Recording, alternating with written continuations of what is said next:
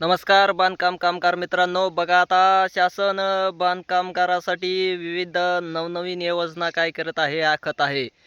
प्रत्येक वर्षी काही ना काही नवीन, प्रत्येक वर्षी काही ना काही नवीन, त्याच्यामध्ये सुधारणा, त्याच्यामध्ये बदल. आणखीन त्यांच्यामध्ये वेगवेगळ्या कल्याणकारी योजना आणत आहे.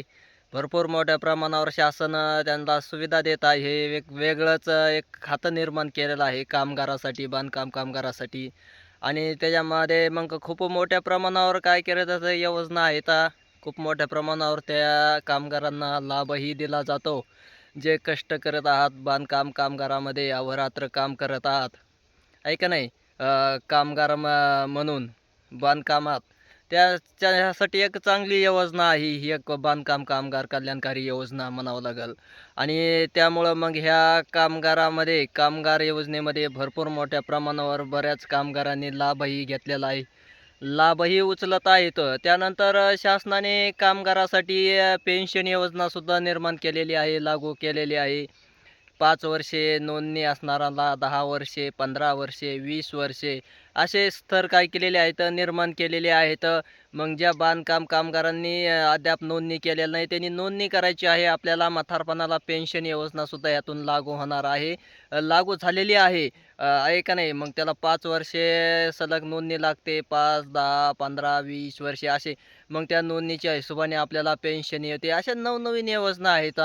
आहे का नाही? मग आता राहिला प्रश्न, मग ती नोंदणी कशी करायची, कुठं करायची, काय करायची, कुणामार्फत करायची आणि आपल्याला कोण करून देणार? मग त्याचा लाभ कुठं मिळणार, कसा मिळणार, कशा पद्धतीने नेमके मग आपल्याला काय करायचं आहे, लाभ घ्यायचा आहे, असं काय आहे.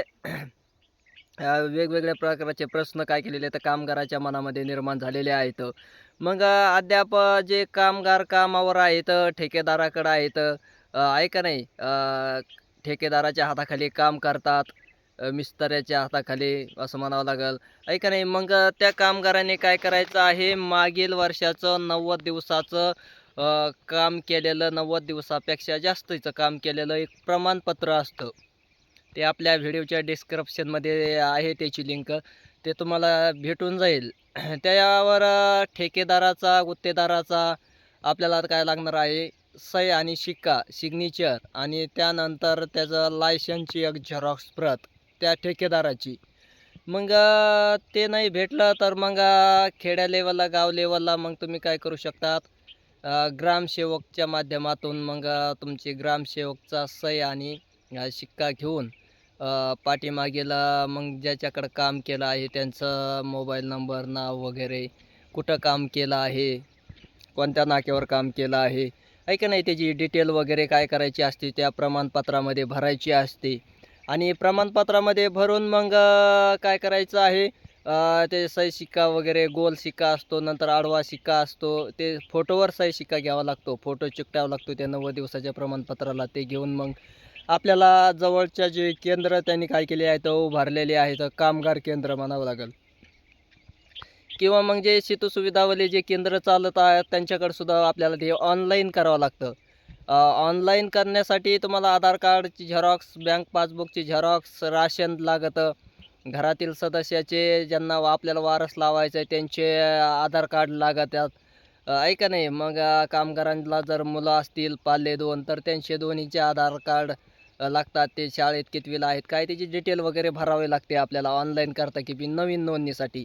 आणि नवीन नोंदणी मग काय करायचं, जवळच्या सेतू सुविधा केंद्रामध्ये जे ऑनलाईन करतात त्यांच्याकडं म्हणावं, नाही तर मग जिल्ह्याचं जिथं ऑफिस आहे तिथं जाऊन तुम्ही काय करू शकतात, ऑनलाईन करू शकतात. ही निःशुल्क आहे, ₹1 नोंदणी होते. कुणालाही कोणत्याही एजंटला पैसे द्यायची गरज नाही. त्याच्यानंतर नोंदणी केल्यानंतर आपल्याला एक तारीख घेतली जाते, बुक केली जाते 16. त्याच्यानंतर मग आपण जायचं आपल्या तालुका लेवलला जे ऑफिस आहे तिथं जाऊन जे आपण दिलेले कागदपत्र आहेत ओरिजिनल घेऊन जायचं, आपण जे नोंदणी करता की बी दिलेले आहेत ते. ते घेऊन गेल्यानंतर मग ते ओरिजिनल कागदपत्राचं व्हेरिफाय केलं जातं. व्हेरिफाय केल्यानंतर आपल्याला एक 1.5-2 महिन्यानंतर मंजुरीचा मेसेज येतो. मंजुरीचा मेसेज आल्यानंतर मग आपल्याला ₹1 पेमेंट करून पावती वगैरे मिळते आणि मग आपली नोंदणी झाली असं कामगाराकडं म्हणावं लागेल. मग तिथून पुढं तुम्ही ज्या कामगारामध्ये बांधकाम कामगाराच्या ज्या कल्याणकारी योजना आहेत ना, शासनाने राबवलेल्या त्या योजना मग तुम्ही त्या दिवसापासून पुढे 1 वर्षेपर्यंत तुम्ही काय करू शकतात, घेऊ शकता. मग तुमचे स्कॉलरशिप असेल, त्याच्यानंतर तुम्हाला PT, भांडे, त्यानंतर आणखीन एक नवीन किट उपलब्ध केलेली आहे. भांड्याची 10 वस्तू आहेत त्याच्यामध्ये ते.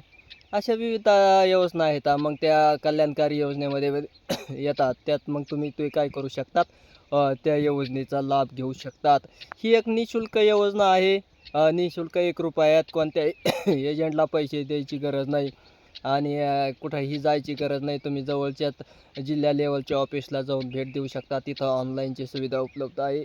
तिथंही करू शकतात किंवा मग जवळचा कोणी ऑनलाईन करत असेल त्यांच्याकडे संपर्क साधून तुमचे तालुका लेवलला जे ऑफिस आहे तर तिथं तुमचे कागदपत्र वगैरे व्हेरीफाय करू शकतात, पाहू शकतात.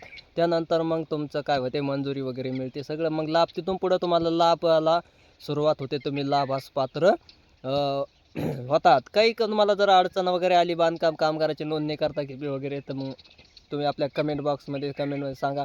तुम्हाला सोल्युशन वगैरे सांगितलं जाईल. त्याची वेबसाईट वगैरे त्यानंतर ह्याच्या आपल्या व्हिडिओच्या डिस्क्रिप्शनमध्ये दिली जाईल. व्हिडिओ तुम्हाला आवडल्यास लाईक आणि सबस्क्राईब करा. म्हणजे येणारे नवनवीन बांधकाम कामगाराचे जे व्हिडिओ आहेत त्याला आपल्यापर्यंत पोहोचण्यासाठी मग काय होणार आहे, सोपं राहणार आहे. धन्यवाद.